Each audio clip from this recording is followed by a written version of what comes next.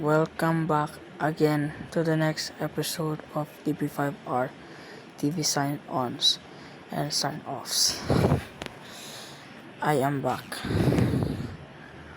I am finally back to start making my YouTube videos again. And to this program also, I would like to thank the DP5R Productions that the program DP5RTV Signoffs is back on air.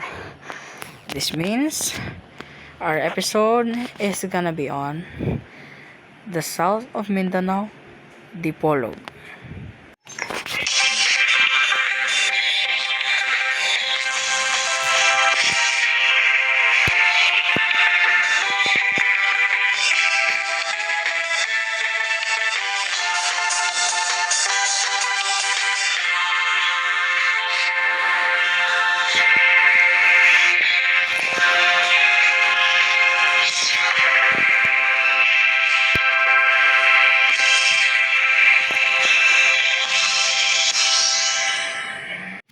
Hello everyone, it's me, the voice of DP5RTV again, because I am actually back. So now let me tell you, before we move on to the next segment. On January 2, 2025, I was suspended on the program DP5RTV Sign-Ons and Sign-Offs. So my previous episode was on the New Year 2025. That actually means I've been suspended for 11 months. Until on December 2, 2025, one day ago, the DP5R Productions said that I will be back on air on DP5RTV Sign-Ons and Sign-Offs. So thank you for your support to this program and to all the subscribers and to the YouTube community. And thank you also to the productions of this program. Okay, so that's all I have to say. So let's just move on now to the next segment, shall we? Okay, let's do the title so I can read the script on the DP5R TV channel 60 Dipolog. Okay, so let's just text now. The time starts now.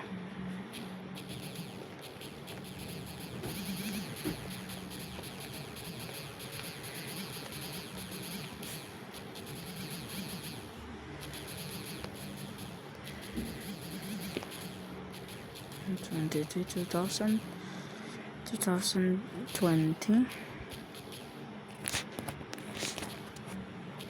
Wait, no. I put it at the wrong time. Okay. This is channel 6. Wait. Wait, no, I'm wrong. This is DP5R TV channel 60. Channel 60 Dipolog.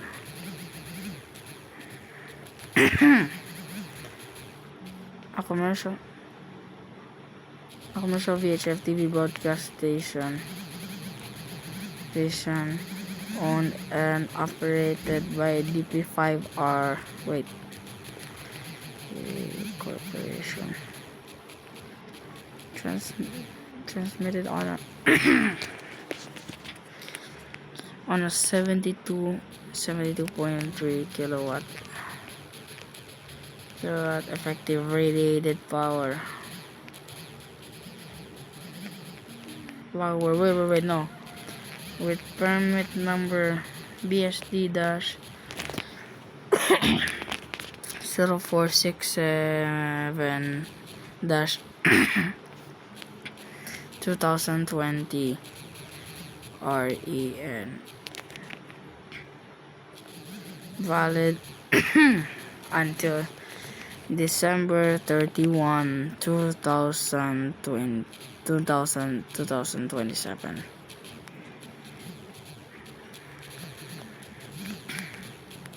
Channel channel 60 transmitter is located at barangay. Wait, no, not barangay.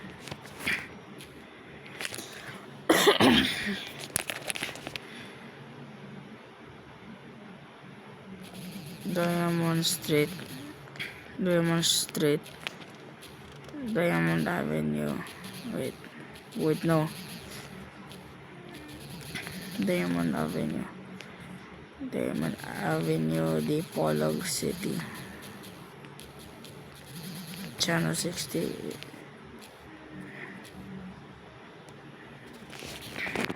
Wait. Let me go back to the other one. Channel 60 is operated by the following personnel duly licensed.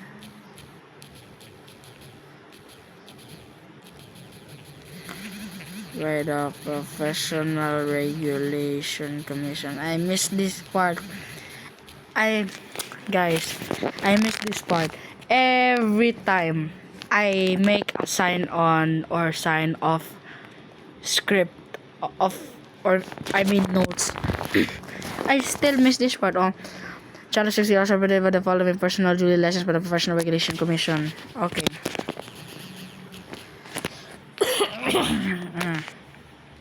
Okay. Engineer Rolando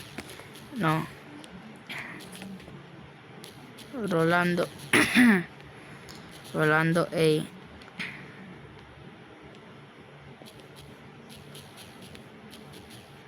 Rolando A. Caparas E.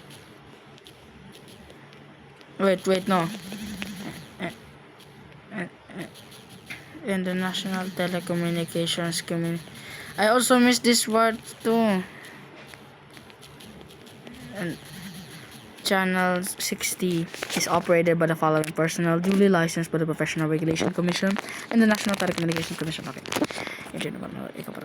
ECE number. And ECE number is 483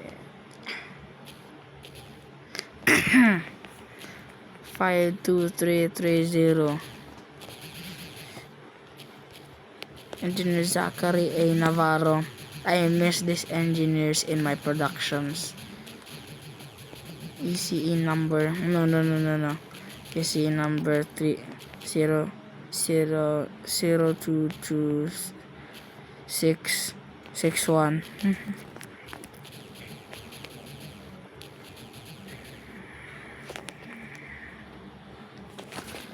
Michael D. De La Cruz. I always include this. Michael D. De La Cruz, ECE. No. 91-1 PNCR dash 98 dash wait 98 I forgot. And Anthony A. De La Cruz. De La Cruz. Okay. De La Cruz. Okay.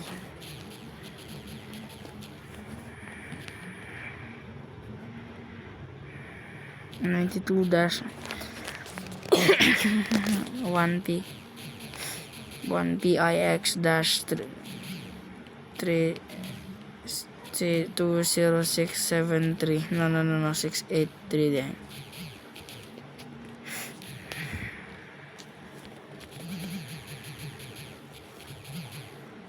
This station is also this station is also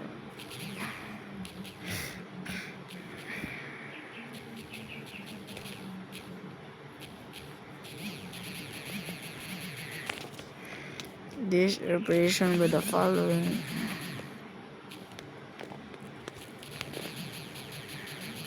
the operation should mention the movie wait movie and television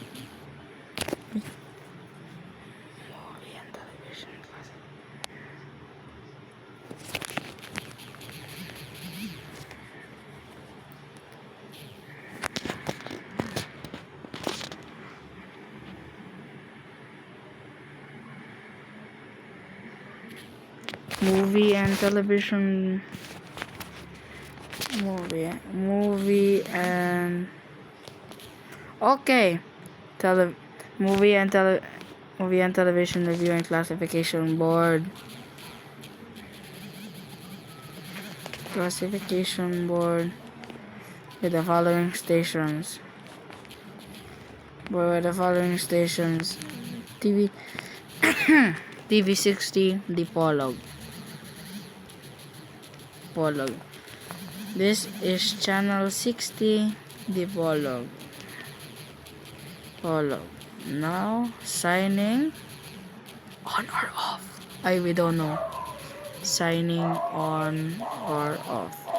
Okay. Wait. We have done this for a while. I'm sorry, but I just recovered from a cough. So I had to turn on the program. Okay.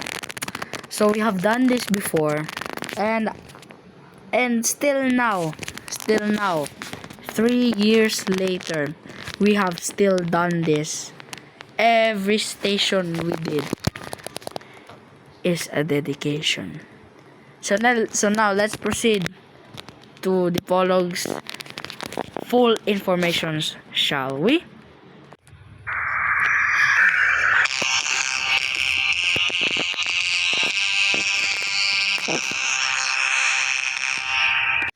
So now let's just proceed to the city of Dipolog's full informations now, shall we? Okay. Dipolog, officially the city of Dipolog, is a component city and capital of the province of Zamboanga del Norte, Philippines.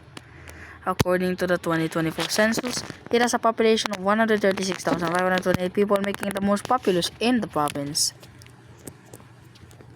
Geographically, the city is surrounded by rolling hills to the southeast and the Sulu Sea to the north. Dipolog is known for its wild orchids and its sardine industry, which stems from the fishing area of its shores. It is known as the gateway to Western Mindanao through the Western Nautical Highway, and has also been called the bottled sardines capital of the Philippines. Dipolog can be reached by plane via Dipolog Airport or by ferry at the Galas Port in Barangay Galas or at nearby Pulawan Port in Dapitan. The development of the Port of Dipolog, a roll-on or roll-off facility at Barangay Galas, will allow for the eventual transfer of the service to Dipolog while retaining inter-island operations at Pulawan, which is a base port. Our city attraction is the foreshore Dipolog Boulevard, which, though still in its second phase of construction, has become a popular haven for exercise and leisure. It is also the site for various celebrations and festivals in the city.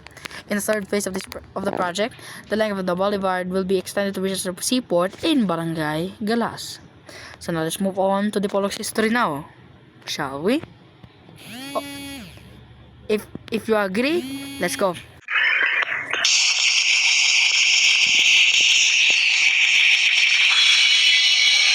Let's talk Dipolog's history now, mga DP5R. Sorry. Spanish regime. This is also known as Spanish regime to the city of Dipolog. The town appeared in the 1734 Murillo Velarde map as Dipolog. Earliest recorded political history of Dipolog started in 1834 with the reorganization of Spanish provincial government of Misamis. At the time, Tulwanan's political territory was still part of the municipality of Dapitan with Don Domingo Ruiz, a native, as its capitan or town executive. Sometime that year, a Spanish Recollect missionary arrived in Tulwanan looking for its barrio executive or local chieftain. Upon meeting a native, the missionary asked, "Donde está el capitán?" or "Where is the captain?" The native, understanding only the word kapitan, pointed to the west and said in Subanen Dipag, meaning across the river. Guided by servant, a Tagalog boy named Antonio Subido, the missionary proceeded downriver and upon reaching the Boholano settlement, named the place Dipag. Technically, Dipag and Tulwanan were two different settlements at that time, with the former composed of Boholano natives and the latter mostly of Subanen ancestry. With the friar returned to Dapitan, he identified the location of the larger Boholano settlement as Dipag, but was not officially written. Frequent conversations by the Spaniards pronounced it in Spanish accent Dipolog, which was eventually adopted by the natives. The final political survey surprisingly added the letter L written on it after officially became a body of Dapitan. From that time, Tuluanan's political identity ceased to exist. By the 12th century, the Sobanen settlers had colonized most of what is now Zamboanga Peninsula region. It was customary for tribes to establish their settlements at the mouth of large river systems due to the abundant food supply. However, due to frequent raids from seafaring Chinese pirates, they decided to move their settlements inland. In the 14th century, Tuluanan was established 6 kilometers inland, adjoining the river near the present-day barangay center of Lugdungan. In the 15th century, settlers from neighboring Negros and Bohol Islands established coastline settlements in Mindanao but suffered the same raids by Chinese pirates, prompting them to also move their settlements away from the coastline. They established another settlement in what is now called Siane, a barangay present-day Polanco town, some 20 kilometers from the coast at Barrio Gulayon or Barangay Gulayon. It was only in 1563 that the first recorded Visayan settlement of some 800 families from Bohol, led by the chieftain Dato Pagbuaya, landed in Mindanao and established a coastal settlement in what is now called Dapitan. This settlement was strong enough to repel the Chinese pirates of the Sulu Sea. As a result, Dapitan Bay was scene of many bloody conflicts between Pagbuaya's men and Chinese pirates. Now let's talk about Mindao's first Christian settlement, shall we? In 1565, Don Miguel Lopez de Legazpi, who was accompanied by famed navigator Father Andres de Urdaneta, an Augustinian friar, visited the Boholano chieftain Dato Pagbuaya on the invitation of Dato Secatuna. There they found the place of Dato Pagbuaya to be a thriving settlement. In his chronicle, Father Urdaneta named the place Dakepitan. Peter Carriers Pieter van de Keer, is that how you pronounce that? Identified the location as Dapito in his cartographic map of 1598. It was later identified as Dapite in Robert Dudley's map of 1646. Other names ascribed to the location include Dapito in Sanson's map of 1652 and Dapitan, which can be found in Moll's map of the East Indies 1729 and in Murillo's Velarde's map of 1734. After Legazpi's visit, the Christianization of Mindanao was officially initiated by the Augustinian friars who arrived with him. In 1581, members of the Society of Jesus or the Jesuits came to the Philippines for the purpose of evangelization. When the country was divided among 4 religious orders in 1598, the Jesuits were given the Diocese of Cebu, which is now called the Archdiocese of Cebu, which covered the Visayas and Mindanao. Thus, Dapitan came to be under the jurisdiction of the courageous man of St. Ignatius, and it was Father Pascual de Acuña, S.J., who started the Jesuit mission there. In 1609, or in 1609, the squadron of Juan Juarez Gallinato, S.J., defeated the Maguindanao Muslims in a ferocious battle near Dapitan. Also, in 1609, a permanent Dapitan mission was founded and thereafter headed by a Jesuit missionary, Father Pedro Gutierrez, marking Dapitan as the center of evangelization in Mindanao. Mission stations were subsequently established later by the Jesuits in Zamboanga, Iligan, Basilan, and Butuan.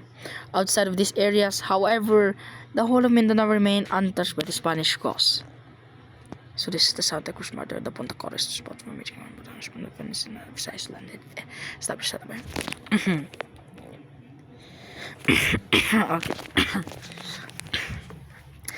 By the 18th century, with the Spanish naval fleet anchored at Dapitan Bay, much of the piracy, now conducted mainly by Moro bandits, was under control within the Sulu Sea. Settlement in coastal areas resumed with new settlers from Negros and Bohol eventually settling in Isab and Nipaan. The largest settlement, however, was made at the mouth of the Dipolog River by the Boholanos who were not associated but with Pagbuaya. from Ruiz. Civil administration changed hands in stable succession with Martino Bellarmino, who was popular with the name Maglinte. Francisco Magallanes, Victorio, wait, dead air, wait a minute, moment of silence, wait lang, pre! Ay, nako. Pakparan daw, wait a minute. Guys, we have a dead air, guys. We have a moment of silence, and I was cutting the video, okay? Where am I? Settlement in coastal areas resumed with new settlers from Negros and Bohol is eventually settling in Isab and Nipaan. The largest settlement, however, was made at the mouth of the Dipolog River by the Boholanos who were not associated with Pagbuaya. From Ruiz, civil administration changed hands in stable succession with Martino Bellarmino, who was popular with the name Maglinte. I was there, okay? Francisco Magallanes, Victorio Gobune, another man whose name history record had as Toribio had his chance. We have a dead air again. Wait lang. Followed by... Wait, I'm checking. Wait, no. Toribio had his chance. Followed by Venancio Narvaez. Wait. We have a dead air, guys. Wait a minute. Wait lang. First time experienced dead air in DP5RTV Signoffs, guys. So, let's continue, okay? Followed by Venancio Narvaez, Francisco Orbita, Bautista Narvaez, Martencio Yembes, and Sabino Bengo. By 1889, administrative designations reverted to capitanes, and those appointed were Martin Fernandez, Thomas Navacam, Eustaquio Cahocon, Simplicio Tlacaya, Basilio Tabiliran, Maximiano Ruiz, and Bruno Ordinaria in 1898. Wait. By February 1894, the Catholic chapel constructed by the Jesuits was renovated for the first time on an altar designated by Dr. Jose Rizal, the which now stands for the Our Lady of the Most Holy Rosary Cathedral. By 1896, the friars established Dipolog as a regular parish and installed Father Esteban Yepes as first administrator in 1897. The American regime is after the transfer of Spanish sovereignty to the U.S. in 1897. The U.S. occupation forces renamed the Capitan to Presidente Local, with administrative support from a Vice Presidente Local, a Delegado de Justicia, and a Delegado de Policia. Martin Fernandez was appointed Presidente Local in the year 1900, followed by Diosdado Mercado, Gaudencio Zorrilla, and Isidro Patangan as Presidente Municipal between 1901 and March 1904. By 1990, Dipolog was a thriving commercial community with new settlers arriving from the island of Cebu, outgrowing its principal town of Dapitan, which exclusively remained part of Pagbuayas clan. By 1910, John Helper, who was previously appointed Secretary of Zamboanga Province, visited Dipolog for 2 days and conversed with his Principalia and members of the Centro Católico de Dipolog. He was asked later of the possibility of converting the community to an independent municipality. Dead air. Again, please, guys, remain of silence. Okay. By 1912, Governor John G. Pershing of the Department of Mindanao and Sulu decreed the separation of Dipolog from Dapitan and reorganized as a municipality again. By July 1, 1913, Governor John J. Pershing declared Dipolog as a municipality.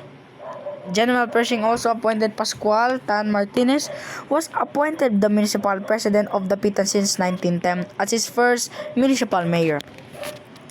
The first public school teachers of Dipolog during this time came also from Bohol, particularly Maribohok and other towns. Most were only elementary graduates, but they were well educated by the American soldier teachers in Bohol. One of them was a certain Felisa Ruaya, who taught at the American established schools in Dipolog. She lived first near the beach in Punta Coro, then she married an Adriatico, a native of Polanco. Because the inhabitants converted to Christianity, it cannot be determined whether or not the residents were of Subanen heritage. Felisa Ruaya was the mother of former Zamboanga del Norte Vice Governor Concordio Ruaya Adriatico. But what about the Japanese regime and World War II? Oh no, it's getting worse. Governor Matias Castillo Ranilo Sr. noticed that the waters of Punta Coro Wharf were choppy for ships to anchor. Governor Ranillo was determined to provide an alternative access to southern Zamboanga Peninsula. Governor Ranillo's jurisdiction was then the entire Zamboanga Peninsula prior to its division between Del Norte and Del Sur. During Governor Ranillo's term, aviation was a young technology, but he made sure that an airfield was established in Dipolog. He was elected governor in 1937 and re-elected in 1940, but his term was cut short when Philippine President Manuel Quezon urged him to run as the lone assemblyman of Zamboanga Peninsula. President Quezon fondly called him El Gallo Escondido de Malacañang. In November 1941, he was elected as assemblyman, but 1 week before his scheduled departure for Manila, World War II broke out. On October 30, 1944, upon the request of the guerrillas, he mobilized the able-bodied men of Dipolog and home guards who cheerfully volunteered to clear the airfield of grass and shrubs. In 1942, when the Japanese invaded the Philippines, Zamboanga acting Governor Felipe B. Azcuna moved the capital from Zamboanga City to Dipolog.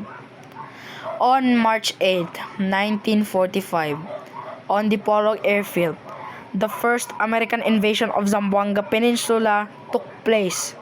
The successful landing at Dipolog Airfield established a base for the subsequent recapture of the Japanese-held San Roque Airfield near Zamboanga City, followed by Sanga-Sanga in Sulu, and from there to Borneo and the East Indies. After the defeat of the American Filipino forces in Corregidor, most of the province went under Japanese control. This designation lasted until June 16, 1948, when the capital was transferred from Dipolog to Molave, Zamboanga del Sur, through Republic Act No. 286 signed by President Elpidio Quirino. Now, let's talk about the Philippine Republic and City Code of the City of Dipolog. Certain portions of Dipolog were organized into separate municipalities of Polanco and New Piñan by virtue of Executive Order No. 467, signed by President Elpidio Quirino on August 22, 1951. On June 6, 1952, Zamboanga Province is separated into two provinces of Zamboanga del Norte and Zamboanga del Sur, 2 Republic Act No. 711. Dead air. Dipolog became the capital of Zamboanga del Norte upon creation. On June 21, 1969, to the effort of former Congressman Alberto Q. Ubay, President Ferdinand Marcos Sr. signed into law RA number 5520, marking Dipolog a chartered city effective January 1, 1970. The date is both significant and historic as that coincided with the Apollo 11 launching, which carried the first man to the moon on June 21, 1969. Mayor Felicissimo Herrera was made the last municipal mayor and the first city of mayor of Dipolog. On March 8, 1982, the Sangguniang Panlungsod adopted the Dipolog City March, composed by Mrs. Antonina O. Romano as the city's official song or hymn. Let's talk about the last thing or the last part of our history in the city of Dipolog, the martial law era. Dipolog was the site of at least one major assassination during the Marcos martial law era. The gunning down of human rights lawyers Jacobo Amatong and Zoro Aguilar by two soldiers of the Marcos government who were never caught. Both lawyers have since been honored by having their names included in at least two cities in the city, inscribed on the wall of remembrance at the Philippines, Bantayog ng Mga Bayani, which honors the heroes and martyrs who fought against Ferdinand Marcos Sr. and his martial law regime. Now let's talk about the geography of the city of Dipolog now, shall we? If you agree, let's go! Or is it?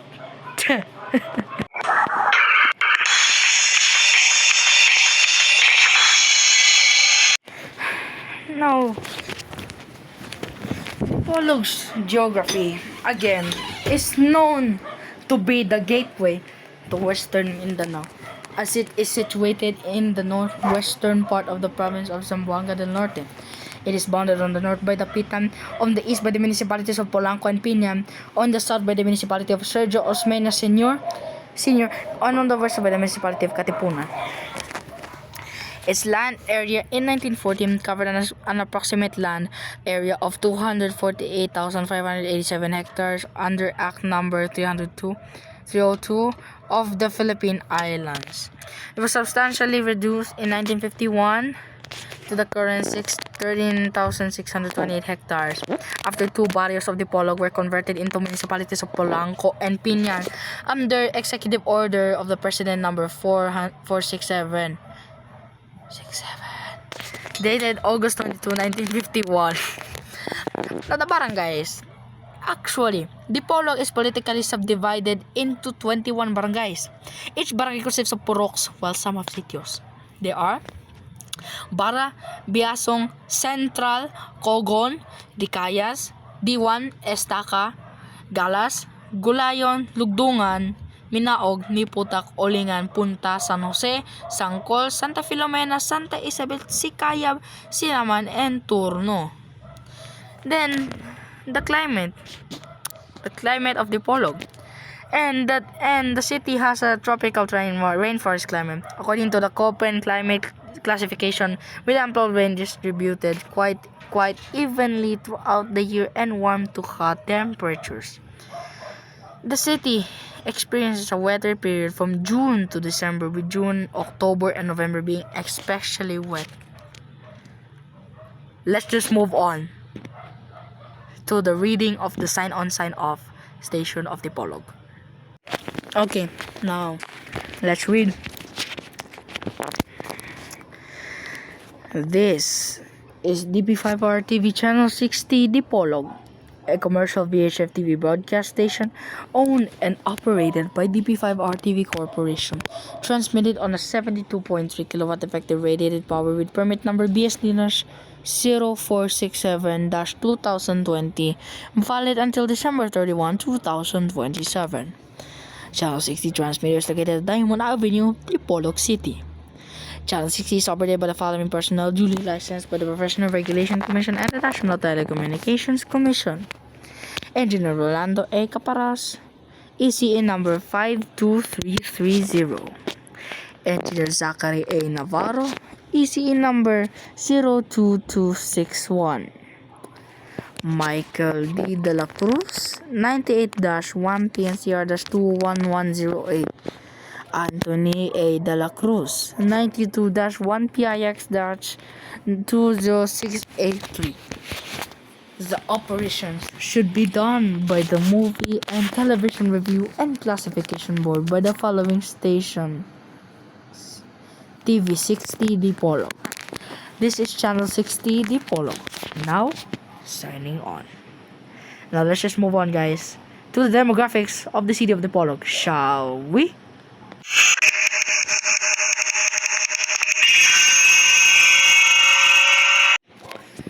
Now the demographics. This is the population chart. If you really look at it, you can clearly see the population census of Dipolog. According to the 2020 census, Dipolog has a population of 138,141 inhabitants. Now the language. Dipolog is predominantly a Cebuano-speaking city, particularly a standard variant commonly used in northern Mindanao. The language is locally known as simply Bisaya or Binisaya and is spoken by more than 90% of the total city population. Let's move on to its religion. But most inhabitants are Roman Catholics, having been the seat of the the Diocese of Dipolog since its inception in 1967. Dead air. Again, I will not stop saying that. Like many Western Mindanao cities and towns, there is a significant portion of Muslims in the city.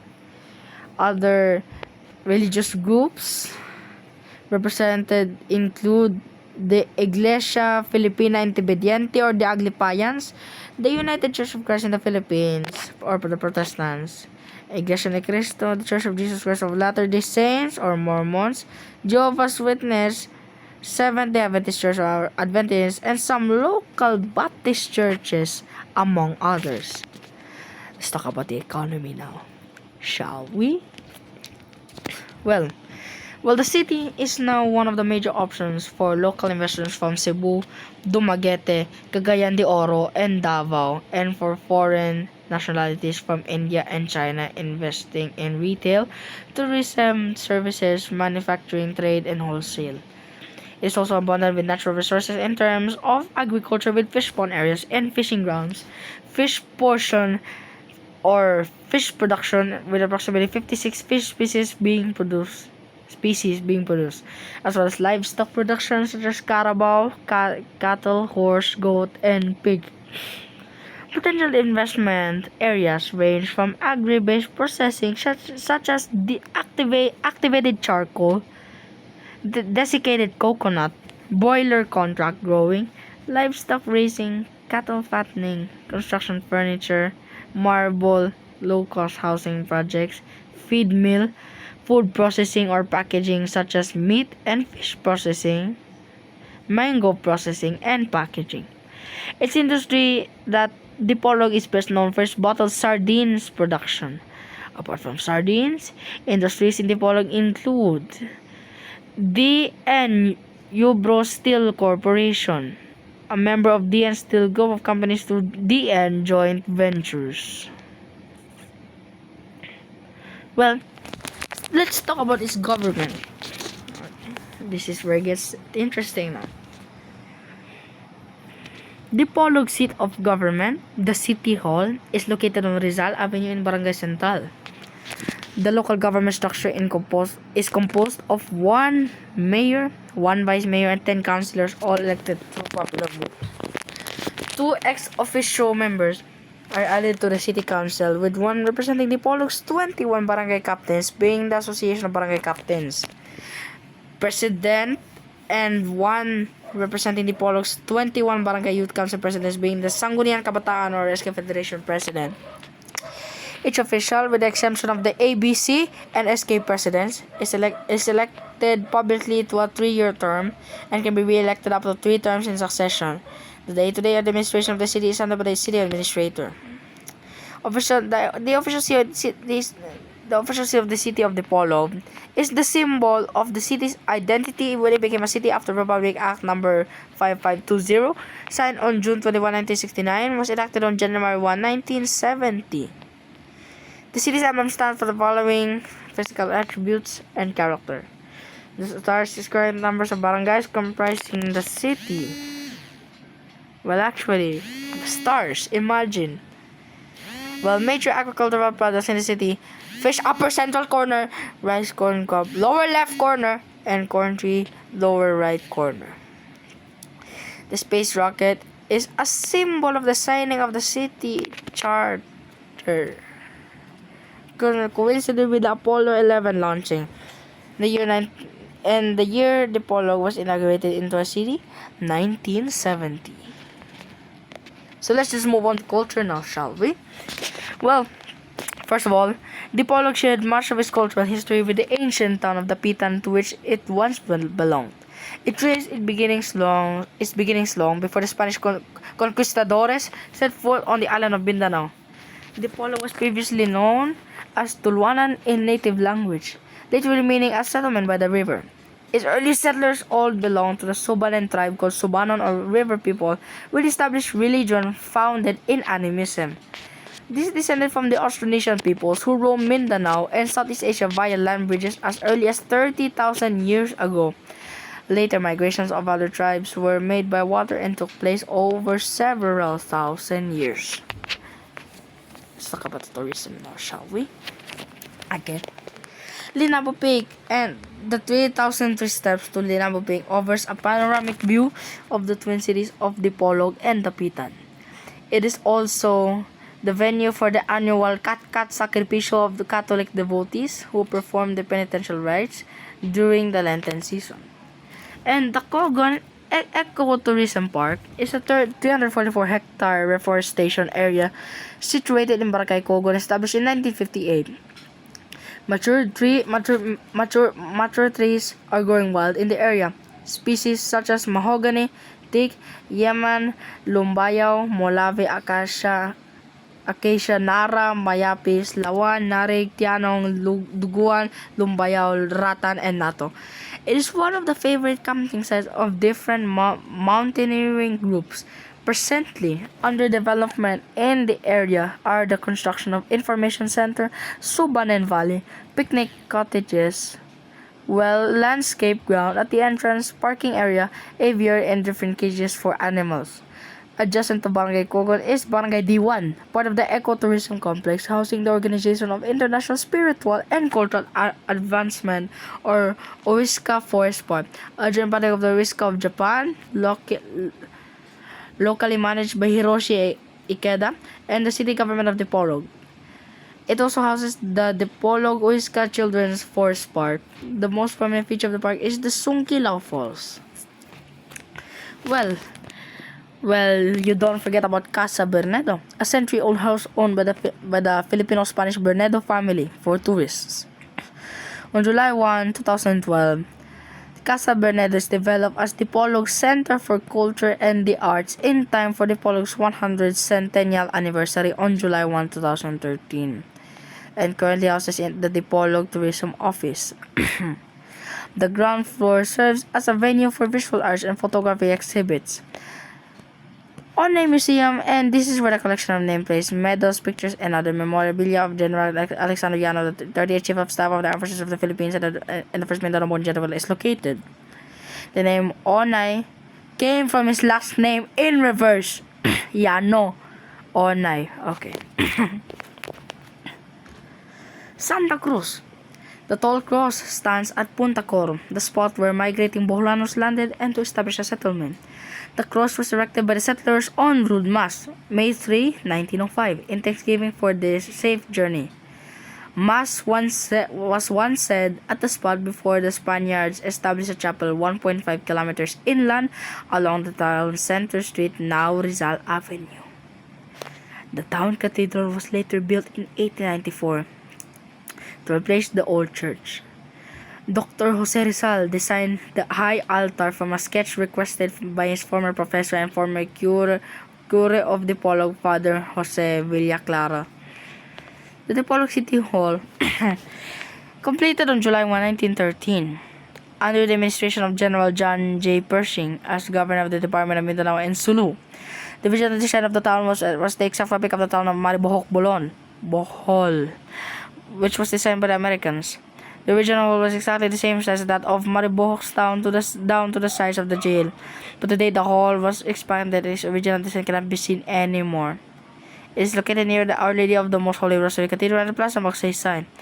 The whole building was constructed under the administration of Mayor Fermin D. Cagatan. The corners to the houses the monument of three prominent Dipolog nuns, namely. So these are Pascual Tan Martinez, Reverend Father Nicasio Yebes Patangan, and Eugenio Redulla Malgate. You cannot forget about this. Pagsalabok Circle. Located at Estacaturno Road Junction is the Fountain of Blessings. Pagsalabok is a Subanen or Lumad term which means togetherness.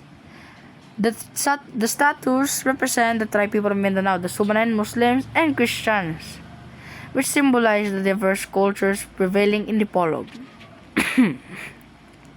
The bowl raised to heavens, it is the gesture of thanksgiving and offering to God Almighty for the generous outpouring of graces and blessings. Bountiful dead air. Ay nako, saman. Wait. Let's cut it. Wait. No one's saying anything. I almost said it. Bountiful harvest and sustained peace and prosperity. Dipolog Boulevard, known as a foreshore development and wellness center, it is an esplanade in Dipolog. It is a future proof. Let's skip this one because it's too long. So let's talk about the festivals. Sino looks at Dipolog Festival every third Saturday of January, featuring pageantry and street dancing for the Santo Niño. Next is the Kat Sakripisyo at Linabo Pig every Lenten season. Next is the Pagsalabok Festival in May with harvest rituals of the tribe people of Mindanao, a celebration of unity amidst diversity. Feast of Saint Vincent Ferrer on 3rd Saturday of May. Next is the Adlaw sa Dipolog. March July 1 to 6 with sports, cultural, and beauty pageants highlighted with mutya sa Dipolog. Next is the Hunog sa Dipolog on October 7, which is the feast of the Our Lady of the Holy Rosary. Next, Pasko sa Dipolog, or in abbreviation it is usually called Pasadi. Dipolog. Showcases nightly shows by the Dipolog's respective 21 barangays in the month of December. Last but not least, the Dipolog Film Festival is an annual competition where exhibit short films made by Signons. Yeah, so these are the transportation.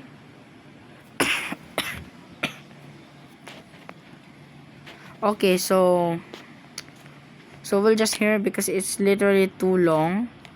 So wait, it's 45 minutes now. So let's talk about transportation. Tricycles, locally called motor cabs, cycles, or bicycle powered tricycles, and habal-habals are the primary modes of transportation within the city. By land is Dipolog has its own bus terminal in Barangay Miputak.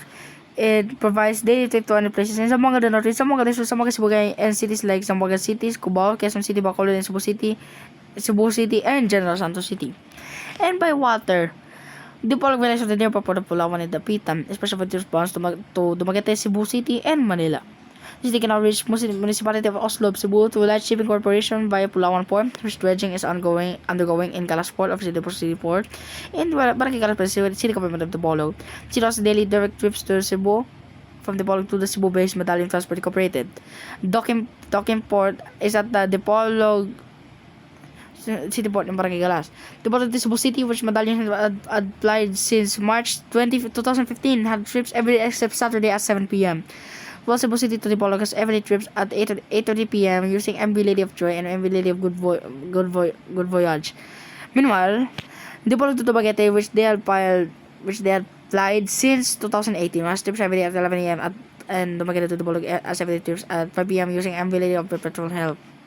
And by air, Dipolog Airport is the city's domestic airport located in Barangay Minaog. Daily itinerary trips from and to Manila and from Cebu to Philippine Airlines and Cebu Pacific. The healthcare also, as Dipolog has 4 major hospitals, namely the Corazon C. Aquino Hospital in Bayasong, Hospital ng Kabataan ng Dipolog in Estaca, Zamboanga del Norte, Zamboanga del Norte Service Cooperative Hospital in Turno, and the Zamboanga del Norte Medical Center in Sikayab. Allied Cure Express or AC Medical Center Dipolog in Oligan has recently opened in 2024. So this will be the education. Here Dipolog has 1 city university and 3 private colleges specialized in engineering and information technology, health services, business and administration, primary and secondary education, and arts and social sciences. So, Jose Rizal Memorial State University in Dipolog campus, original forms of the Baguio School of Arts and Trade. Ziansat in 1961 is one of the 5 campuses of the State Professional University System in Zamboanga del Norte. College Physical System Incorporated, Edwards Bonifacio College, ABC College, AB College, Department of National College Foundation or DMC, or the Northern State Technical Dipolog City Institute of Technology or DCIT, Barangay Manawag, Department of System Incorporated, DCSI in Barangay Tulno, Dipolog School of Fisheries or DSF in Barangay Oringan, and Livelihood Skills Development and Enhanced Center LCD in Barangay Calas. ST College Dipolog in Barangay Pipudag opened in 2001, ceased operations in 2020. Then the Philippine Science High School. The Philippine Science School is a multi-ministerial region campus or PCHCRC is the city's campus of the Philippine Science School system. The campus is located at Barangay Cone in Dipolog.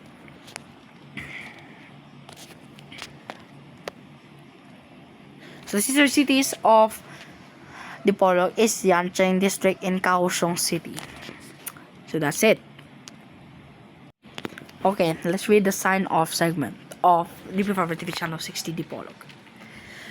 This is DP5RTV Channel 60 Dipolog, a commercial VHF TV broadcast station owned and operated by DP5RTV Corporation, transmitted on a 72.3 kilowatt effective radiated power with permit number BSD-0467-2020, valid until December 31, 2027. Channel 60 transmitter is located at Diamond Avenue, Dipolog City. Channel 60 is operated by the following personnel duly licensed by the Professional Regulation Commission and the National Telecommunications Commission. Engineer Rolando A. Caparas, ECE number 52330. Engineer Zachary A. Navarro, ECE number 02261. Michael D. De La Cruz, 98-1 PNCR-21108.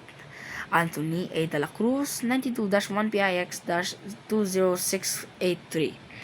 The operation should be done by the Movie and Television Review and Classification Board by the following stations.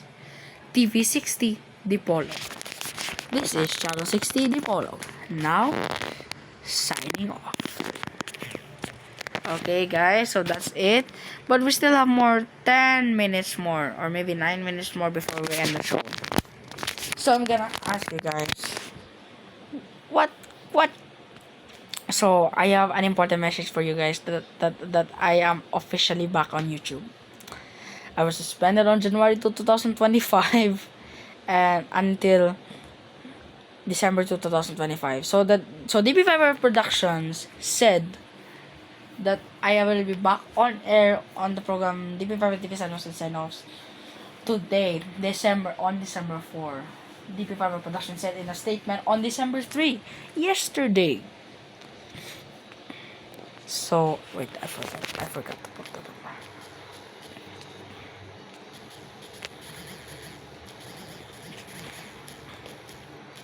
number. Oh no, I forgot this number, so I have to put it down.